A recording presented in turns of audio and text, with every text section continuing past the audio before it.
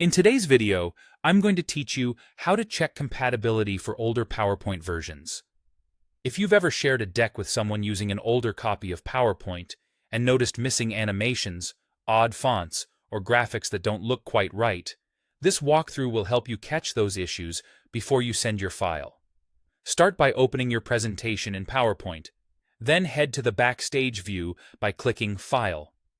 In the Info section, look for the Check for Issues button.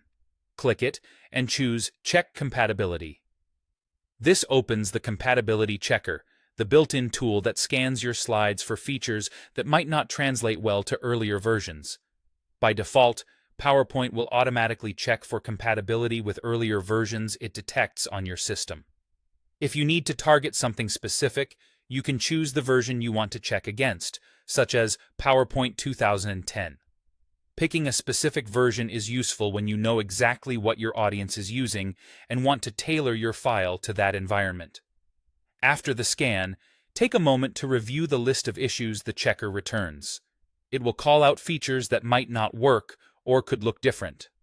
You might see notes about SmartArt graphics, which can sometimes lose their editability or change appearance. Newer transitions or animations may be downgraded to simpler effects. Embedded fonts can be substituted if that font isn't available in the older version, which can shift your layout. You may also see flags for newer visual elements like 3D models or modern icons that aren't supported and could appear as static images or not at all. Use the checker's recommendations to guide your adjustments. For SmartArt that's at risk, consider converting it to basic shapes or simplifying the layout to preserve clarity. If an animation is listed as incompatible, switch to a classic effect that's supported in older versions. When you encounter embedded fonts, replace them with widely available system fonts to keep text from reflowing. And for 3D models or newer icons, swap them with standard pictures or vector graphics that render consistently. Once you've made changes, run the compatibility checker again to confirm that the major issues are resolved. If possible, test the file in the older version directly to see exactly how it looks during a real presentation.